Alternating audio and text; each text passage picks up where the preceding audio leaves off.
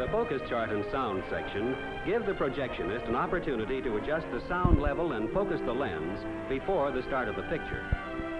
In a moment, the focus chart and music will end, followed by 5 seconds of darkened screen before the actual picture begins.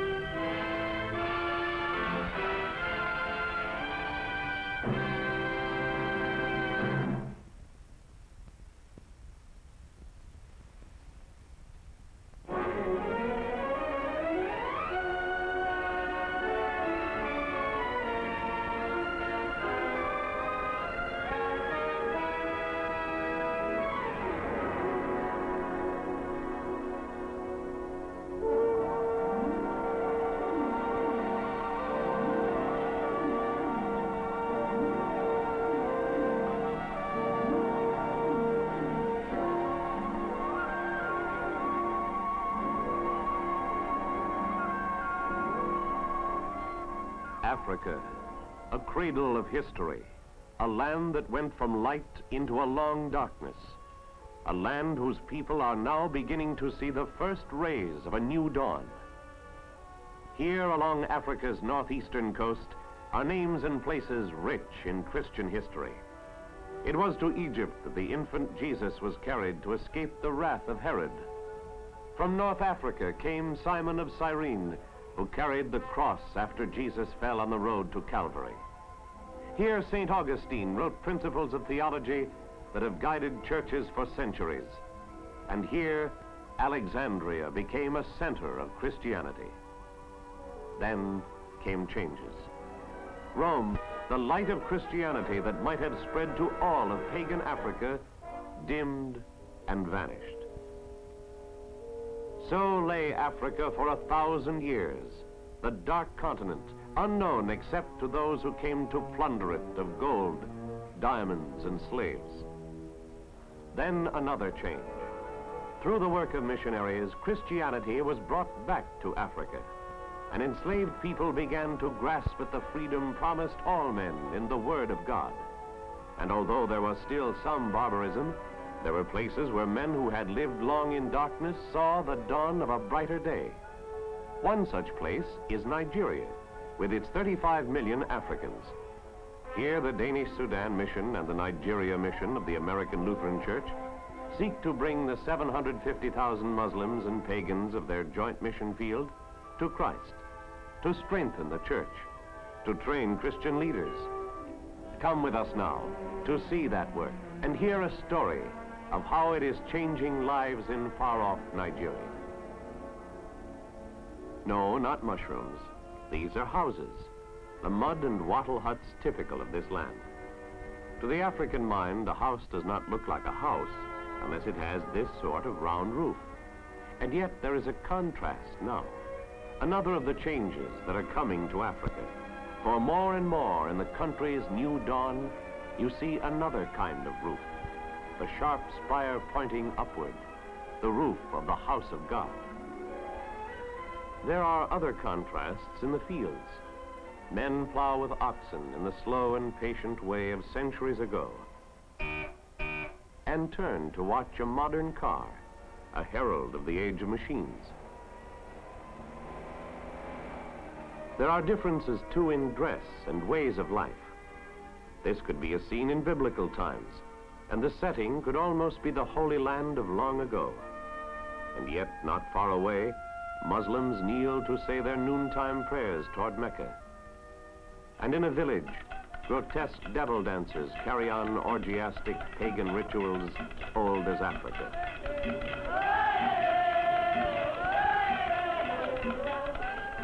Truly, this is the continent of contrasts. And the story we are bringing to you concerns a change, a contrast, greater than any of these. In this car is a man who might have spent his life in the shadows of superstition and ignorance. But through the work of your missionaries, he has become a leader of his people, who now serves in an important government position as district officer over a large region. You can see the respect with which he is greeted as he returns to his home village. People kneel almost as if he were a king. But this respect is not engendered by fear. It is an expression of affection. And as the car enters the village, they look toward him with admiration, because they know that what he does for them is an expression of love, Christian love, even though only about 8% of them are Christians.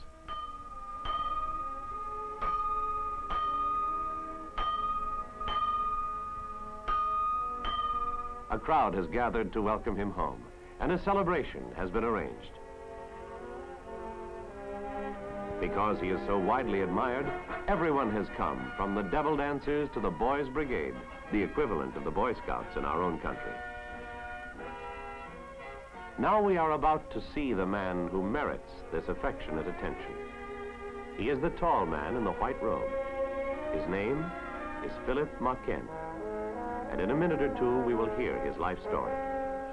But first, let us follow the local chiefs to watch the homecoming celebration.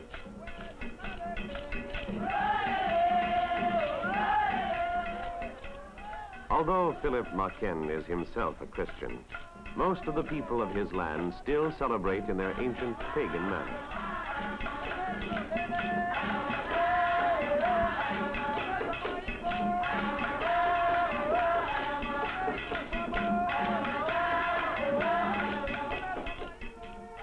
Let us leave the celebration and follow a missionary to Philip Machen's home to hear the story of how Christianity changed his life.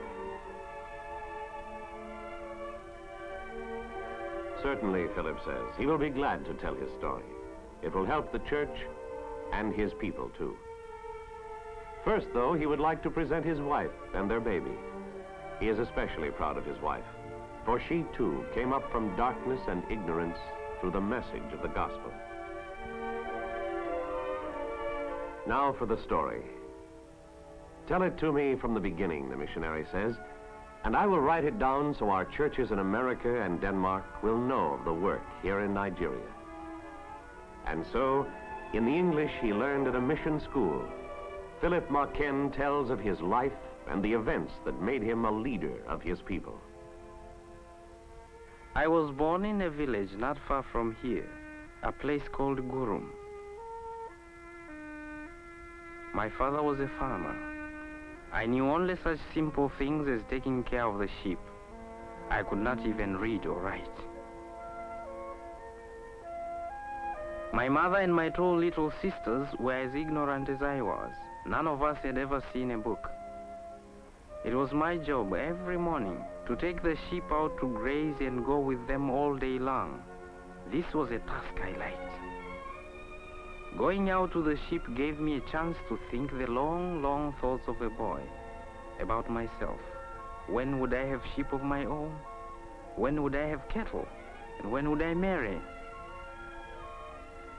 And yet, through all my dreaming, I knew there was little chance that I would ever be more than I was then, a simple shepherd boy who could not even read. Perhaps this was why I sometimes took the sheep to a crossroads near my home. I knew that there, at a certain time in the morning, I could see other boys and girls on their way to a place they called school.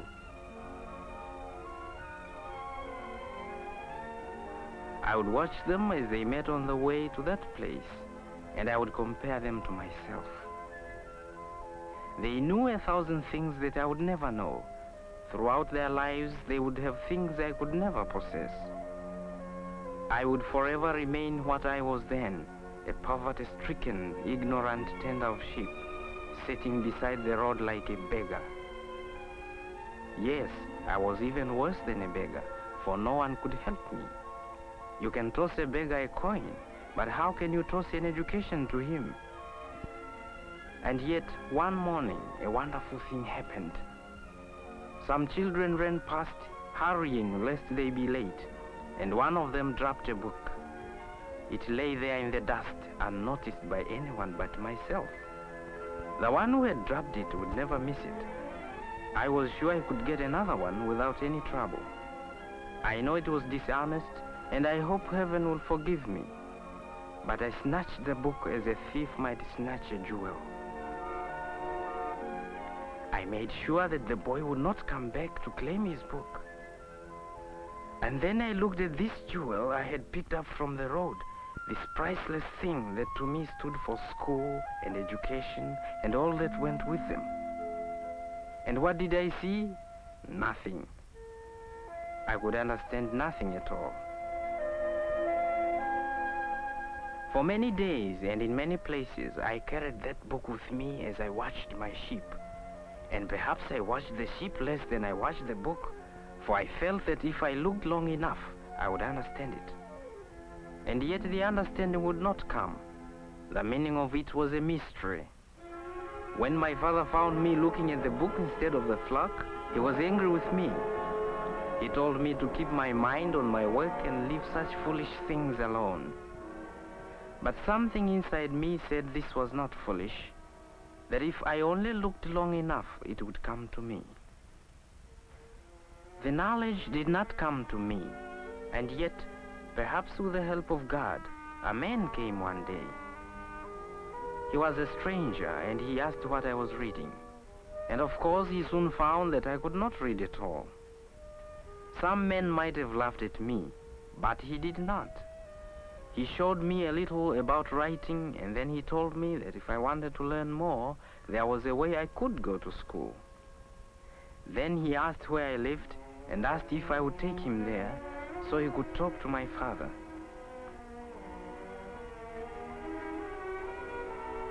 And so, lest my father be angry with me once more for not watching the sheep, I got another boy to take care of the flock, and I took the stranger to my village.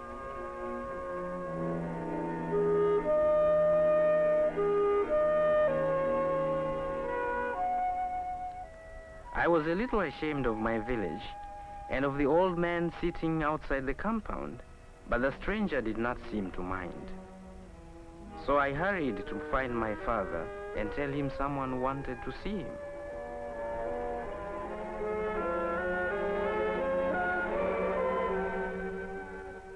And then I spread a mat on the ground so he could sit as he talked about this wonderful idea that I might go to school.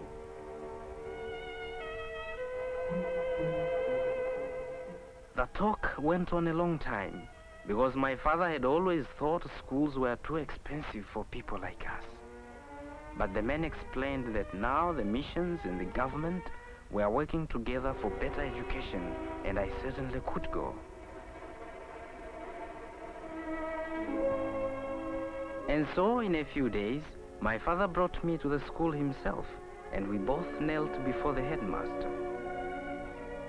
The headmaster said everything had been arranged by the missionary, and I was expected. So I said goodbye to my father and began my education. Then it was that there opened up to me a wonderful new world. Books were not mysteries any longer. Soon I could not only read, but also write. There too I learned to play. Not the pointless play of childhood, but games that taught fair play and obedience to rules. And almost too soon, I was ready to go away to a higher school, the one at Newman. There was a strange fondness in my father's handshake that day, and more love than ever on my mother's part.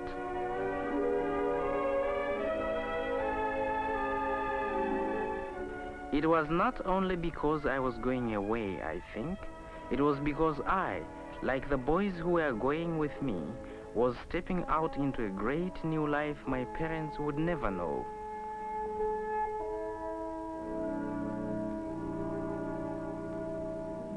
I saw many things that surprised me when I arrived at Newman.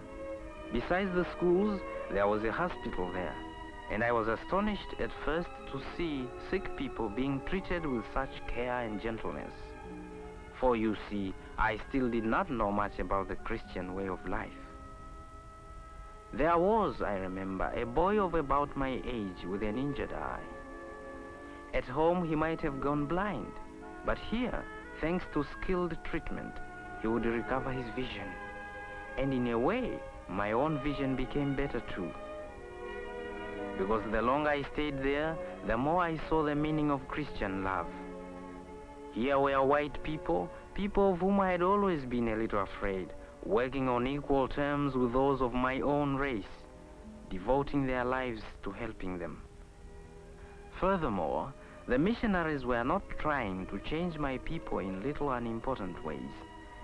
They didn't think it strange that we carry our burdens on our heads in the way that is easiest and most natural to us. They knew, I came to see, that it is what is inside the head and inside the heart that is most important. And inside the heads and hearts of the people who came, there was only love. That love seemed strongest when babies were concerned. And when I asked why, someone told me what Jesus said about letting the little children come unto him, because of such is the kingdom of heaven. So then, you see, I began to learn about Jesus and heaven too. I began to see that all this work was carrying on the teachings of Jesus.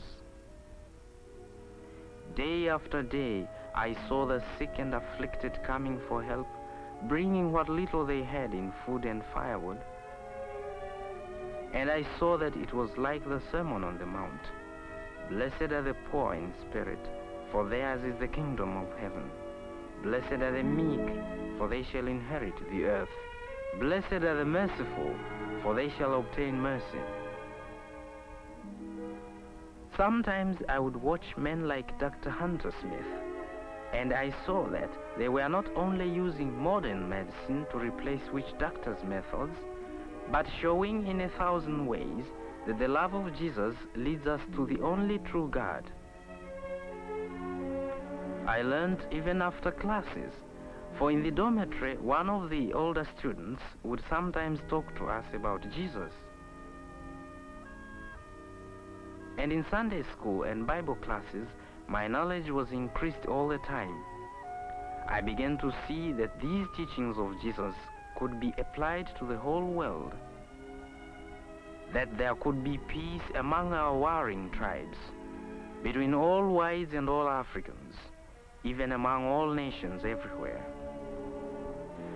I began to want to be one of the peacemakers Jesus called the sons of God in the Bible I was now learning to read. I found myself going to every service at the Lutheran Church so I could fill my heart with everything there was to know about Jesus. And I began to study for baptism. At last, after many months, I was ready for the greatest event of my life. Where once I was a shepherd boy, living in the shadows of fearful superstition, now I was accepted for the sacrament of holy baptism. I was a Christian. As I grew older, there came another day I remember. I went with one of our evangelists on a trip into the hills, and he told me his work was something like the lantern I carried. Jesus had told his disciples they must let their light shine before men, and he wanted to put his light so high it would be like a great lantern on a mountain shining over all of Africa, telling all of Jesus. And suddenly, I wanted to do the same thing. A long time later, there came another great day in my life. I was ready to enter the Teachers' College. Here I learned to communicate what I had myself learned and to help my people in the way that I had been helped.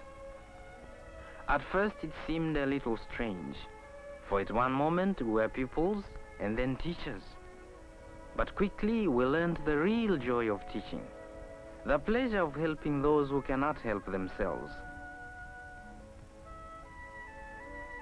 And we found too that as you teach, you learn. As time passed, our need for added space and equipment grew due to our expanding educational program. We hope that within the next 15 years, that 85% of our people will learn to read and write. At the girls' boarding school in the same town as my college, my fiancée was a student. Besides classroom subjects, the girls received training in skills and handicrafts. They also share in supplying food for their dining hall.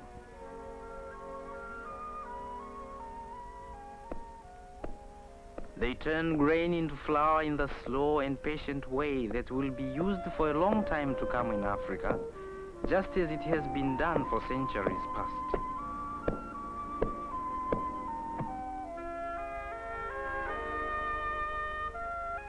This is our running water.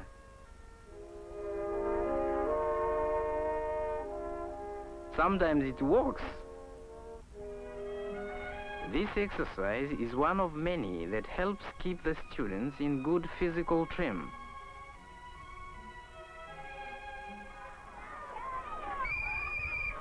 We boys learned several exercises and games. Our favorite was football.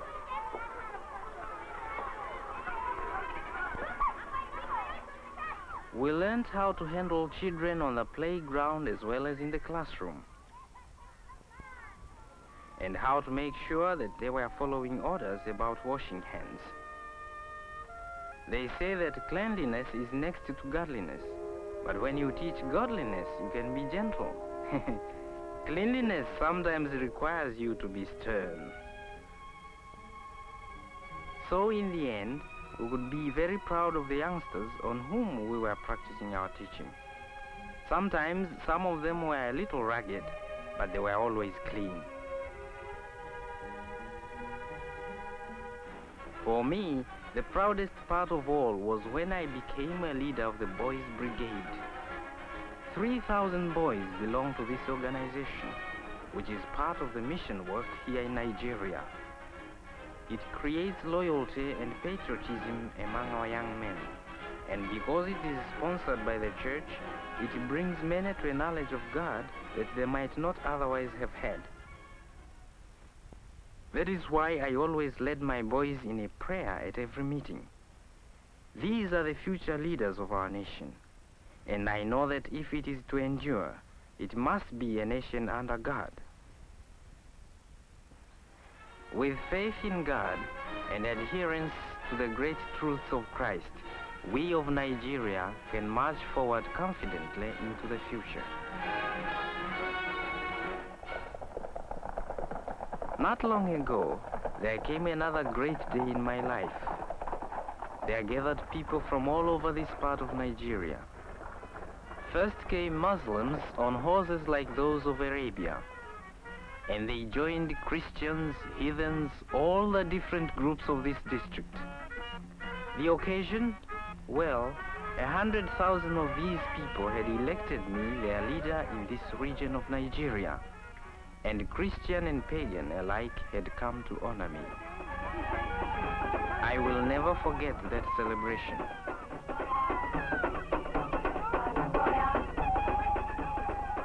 And the thing I will remember most is the prayer one of our own pastors gave for me. Not alone because of what he said, but because of the respectful way people listened, both Christians and pagans. I keep those people in mind always as I go about my district in my work as their government official. They showed their confidence in me when they gave me their votes. I must show them my confidence in God. That is why I spend all my spare time with the Church District Council.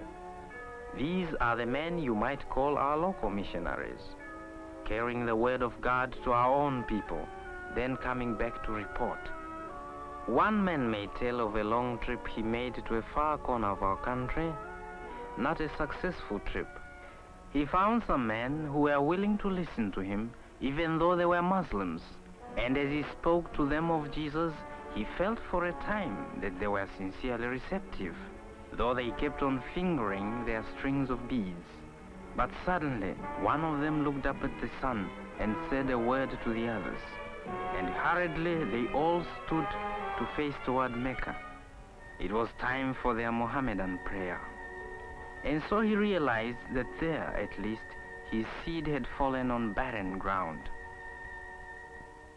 Another of our missionaries may tell a far different story. He too made a long journey to a far place. and he too met with what seemed to be a failure. In a village, he spoke to a group of people who did not seem to listen at all. Most of them even sat with their backs turned to him, and the women went on tending their babies as if he were not even there. But he did not give up. He kept preaching, although it seemed as if they were not hearing a word. And when he began a prayer, a miracle happened. They bowed their heads and prayed with him, for you see, they had been listening all along. So this man knew his seed had fallen on fertile ground. And the next time he came to this village, he surely would lead some of these people to Christ. Another man may tell of the wonderful progress our church is making in Nigeria, like this man reporting on the opening of our new evangelist school at Pella. The building of this school and its dedication were truly great events for all of the Lutheran faith. In the past, most of our schools have been supported by the missions, but this big and beautiful training establishment for our evangelists will be operated by Nigerians. It is proof of our confidence in the message of the gospel. The dedication began with a procession of the young men and women who will train here at Pella for evangelistic work throughout our nation. And I think you can be as proud of them as we were. After the procession, greetings from the American Lutheran Church and the Danish Lutheran Church were read to the gathering, an expression of love from countries far away. And then the doors to our new school were to be first opened by their representative, Dr. Rolf Serdo, of the Division of World Missions of the American Lutheran Church. And the papers of ownership were formally presented to President Akila Todi by the Reverend Pilgard Pedersen, the Danish mission leader. Truly, this was a wonderful report and a great and historic event. But as I told my fellow members of the Church Council, it was only a beginning. Despite all our progress, only about 8 people out of 100 in this district are Christians. We must not be satisfied until 100 out of 100 have found the Lord. We must remember the words of Jesus. Go therefore and make disciples of all nations, teaching them to observe all that I have commanded you. And lo, I am with you always to the close of the age. When the Lord is with us, who can be against us? Go out there, my brothers, and for the sake of Jesus and the salvation of our nation, bring our people to Christ.